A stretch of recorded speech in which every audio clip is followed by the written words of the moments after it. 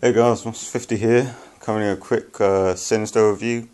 And I'm sorry this is a bit late. I mean, I saw it yesterday, but I've had like bare shit to do. I've had a load of coursework to do for college. Got someone visiting from the US. It's kind of a lot of shit going on, so that's why I haven't been able to do it yet. But I'm gonna try and do it now for you guys. So yeah, I'm sorry I didn't get it to you earlier, but I couldn't. Anyway, so first of all, the storyline in Sinister was very simple. It was a very simple concept. True crime novelist moves into an area. The police don't really like him, but some of them do. Some of them are fans, some of them hate him. Some of them just are indifferent towards him.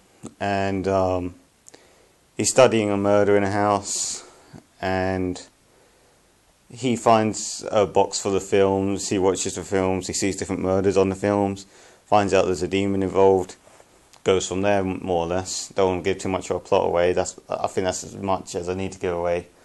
Don't watch the trailer, by the way, guys. It gives away too much of a plot. So yeah, overall, the film's plot was very simple, but it was very good. And that's the thing. I think more so than Paranormal Activity, Woman in Black, maybe. I guess Insidious. I don't know. Insidious had a good story too. It focused more on the storyline than it did on the scares. Insidious focused on both. That's what I'm trying to say, by the way, guys. But yeah, it focused more on the storyline than it did on the scares. So obviously, the storyline was better than the scares. So I'll probably say storyline was about.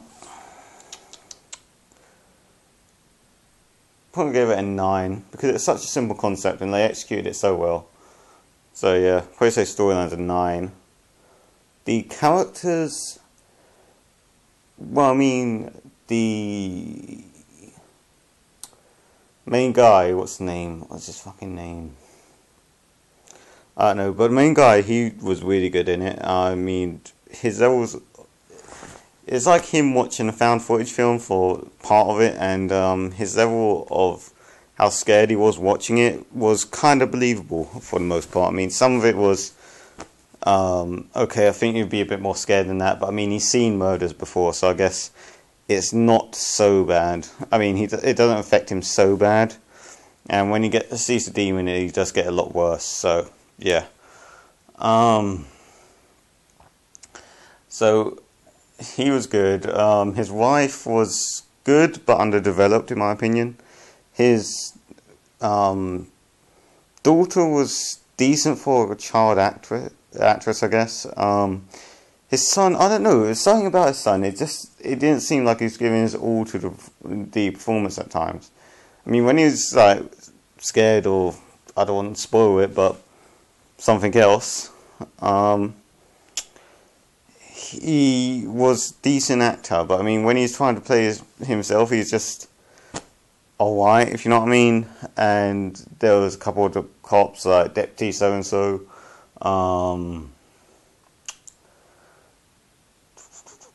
the chief, they were alright. I mean, for the most part, they were decent, but at other times, they're just okay, in my opinion. So character-wise, it's kind of hard to judge. It's a bit unbalanced, I guess you could say. So characters, I'll probably give them, I'll say an 8. I think that's a fair enough rating, 8. Acting wise, as I said, for the most part they're really good actors. Some of them weren't so good in my opinion. So acting, I'll probably give an 8 too, same as characters. And the scares, here's where it gets interesting, you see. Now,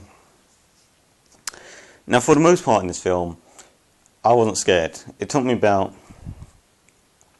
I'd say about 40 minutes to an hour before I actually found something really scary. I mean, there are a couple of jump scares, sure, like him dropping the box on a scorpion, that was meh. A thump was the first thing that I jumped at, but I mean, it's just a thump. It's kind of cheap scare.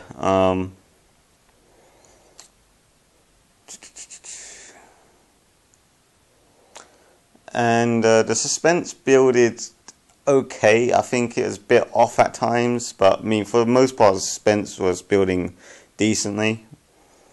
But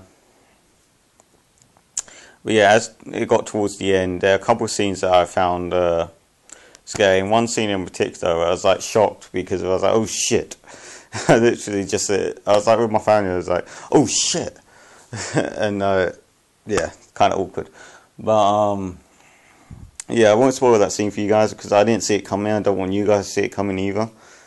But yeah, that was one thing. Like towards the end, it started adding some jump scares, similar to Insidious's jump scares, not like the annoying type where it's just jump scare. It's nothing to be scared of. It's Insidious where it's something to be scared of. But it didn't do it as well as Insidious, in my opinion. So scares were, I'd say, if Insidious never happened, the scares would have been really good. But since Insidious happened, they're not as good as they could have been. So I'll probably say that scares are about, probably say 7, because some of them hit, some of them don't. And overall, I would say it's definitely a good film. I'll probably give it a 8. I think that's a good enough rating. Give it an 8. I wouldn't say it's as good as Insidious or Paranormal 3.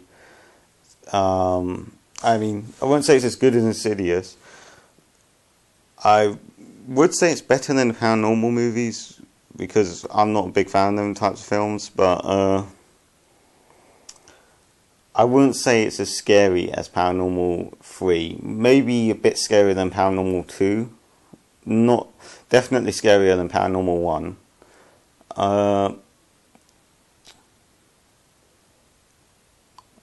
Not as scary as Insidious. I'll probably say it's on level Woman in Black. Or maybe a bit below Woman in Black. Yeah, I'd say it's not quite as scary as Woman in Black. Woman in Black I think was a bit scarier, to be honest. So overall it was a good film definitely, but it could have been a lot better in my opinion. So yeah, I recommend checking it out guys, but if you want I'd wait till Paranormal 4 came out and then see which one's better, and then whichever one gets a better rating, go see that. But it's up to you guys, to be honest, obviously. So that's pretty much it. Smoss50 signing out.